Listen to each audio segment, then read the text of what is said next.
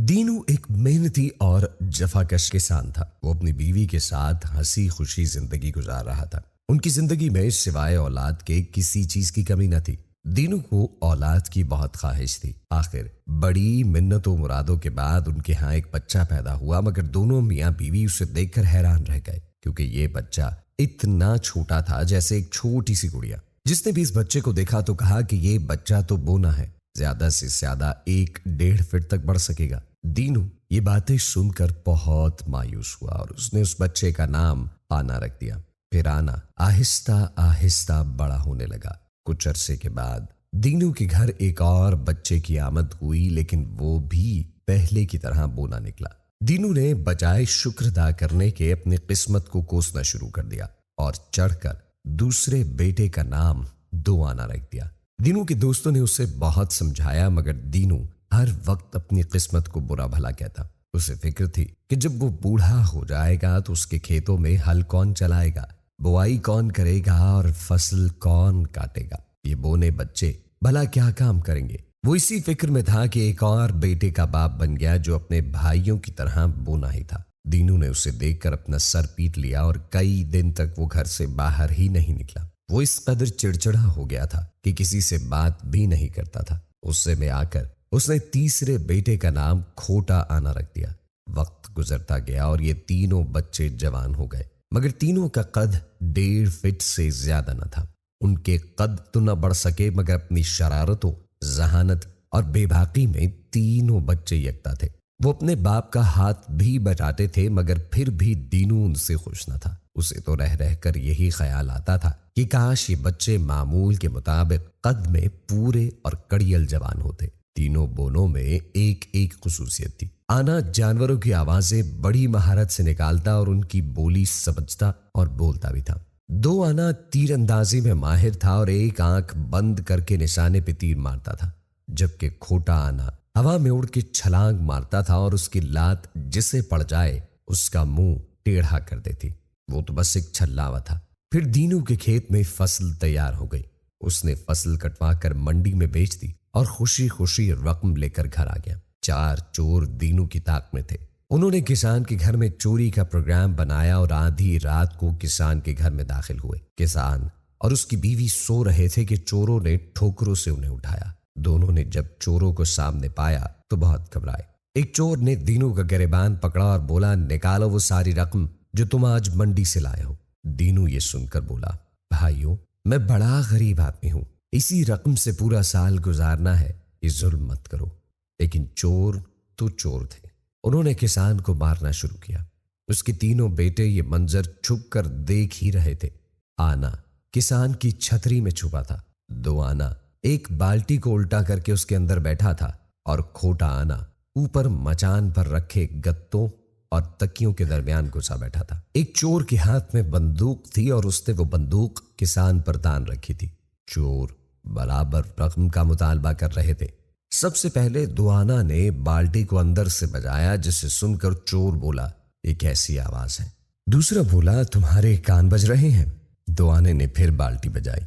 चोरों ने फिर चारों तरफ देखा, लेकिन उन्हें कोई नजर न आया। चोरों ने दीनू से पूछा कि ये कैसी आवाज है। दीनू ने कहा, भाइयों, मुझे क्या पता, शायद कोई जानवर होगा। उसी वक्त आने ने अपने मुंह से भेड़िए की आवाज निकाली। एक चोर ने घबरा कर अपने साथी की तरफ देखा और कहा, लो, बाहर भेड़िए आ गए हैं। दूसरे चोर ने अपने साथी को गुस्से से झिड़क दिया और बोला कि चुप बुज़दिल, मैं डरता नहीं हूं। किसान ने कहा, यहां आधी रात को बहुत खतरनाक जानवर आते हैं, आप लोग भाग जाएं।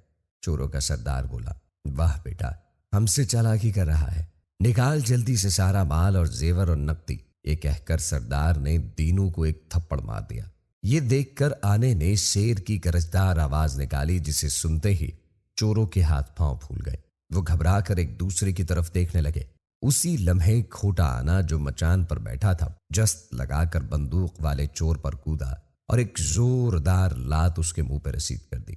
चोर के हाथ से बंदूक छूटी और वो अपना जबड़ा पकड़कर दौड़ा हो गया। किसान ने झपट कर बंदूक उठाई और चारों चोरों पर डाल ली। खोटा आना एक बार फिर उड़ता हुआ आया और अपनी दोनों लातें उसने चोरों के सरदार के मुंह पर जमा दी। वो लड़ता हुआ एक कोने में जा गिरा। एक चोर ने आवाज निकाली, भागो, پھر وہ سب بھاگ نکلے۔ کسان نے چوروں کو بھاگتے دیکھ کر اطمینان کی سانس لی اور زندگی میں پہلی بار اپنے بچوں کی طرف پیار سے دیکھا۔ کھوٹے آنے نے اپنے باپ کی طرف دیکھا اور کہا، ابا جی ہم ریزگاری ہی سہی لیکن بڑے کام کی ریزگاری ہیں۔ کسان بولا، بچوں اب سو جاؤ، لیکن تمہارے لیے ایک خبر ہے، وہ صبح سناؤں گا۔ تینوں آنے ضد کرنے لگے کہ نہیں ابا ابھی سنائیں۔ کسان نے جواب دیا کہ بادشاہ نے اعلان کیا ہے کہ اس کی 3 شہزادیوں کے لیے اچھے اور بہادر شوہر چاہیے۔ وہاں بڑے زبردست مقابلے ہوں گے، تم لوگ بھی جا کر قسمت آزمائی کرو۔ تم لوگوں نے الٹے سیدھے کام سیکھ رکھے ہیں، ممکن ہے تمہارا کام بن جائے۔ تینوں آنے یہ خبر سن کر بڑے خوش ہوئے اور صبح ہوتے ہی تینوں اپنے سفر پر روانہ ہو گئے۔ جب وہ تینوں شہر میں داخل ہوئے تو لوگ انہیں دیکھ کر ہنسنے لگے اور آپس میں باتیں کرنے لگے، یہ تو شاید جوکر ہیں جو شاہی مسخرے بننے آئے ہیں۔ مگر وہ سب سے بے نیاز چلتے رہے اور جب وہ بادشاہ کے سامنے حاضر ہوئے تو بادشاہ انہیں دیکھ کے خوش ہوا اور بولا، تم تینوں مل کر لڑو گے یا ایک ایک کر کے؟ دو آنے نے جواب دیا کہ جہاں پناہ ہم تو مقابلے میں شریک ہونے آئے ہیں۔ بادشاہ نے کہا کہ تمہیں پتہ ہے بڑے بڑے شہزادے اور سورما ان مقابلوں میں حصہ لیں گے، تم ان کا مقابلہ بھلا کیسے کرو گے؟ کھوٹا آنا بولا، آپ ہمارے قد پر نہ جائیں، مقابلے کا انتظام کریں۔ بادشاہ نے کہا، کل صبح میدان میں آ جانا۔ دوسرے دن شاہی میدان میں دل دھرنے کی جگہ نہ تھی، چاروں طرف لوگ کھچا کچ بھرے تھے۔ کئی نامی گرامی پہلوان، تیر انداز اور تلوار باز وہاں موجود تھے۔ سب سے پہلے تیر اندازوں کا مقابلہ ہوا جو دو آنے نے جیت لیا۔ پہلوانی اور زور آزمائی کے مقابلے میں جب کھوٹا آنا میدان میں اترا تو چاروں طرف سے لوگ ہنسنے لگے۔ کئی شہ زور پہلوان کے مقابلے پر آئے لیکن اس نے سب کو منہ توڑ جواب دیا۔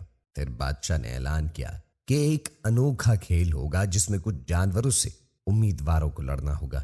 وہ جانوروں کو مار ڈالنے میں کامیاب ہو گئے تو شہزادیوں کی شادی ان سے کر دی جائے گی۔ پھر میدان خالی کر کے سپاہیوں نے پنجرے کھود دیے۔ ان جانوروں میں بھیڑیے، کتے، ریچھ، خوفناک قسم کے بندر شامل تھے جنہیں دیکھتے ہی تمام امیدوار بھاگ کھڑے ہوئے۔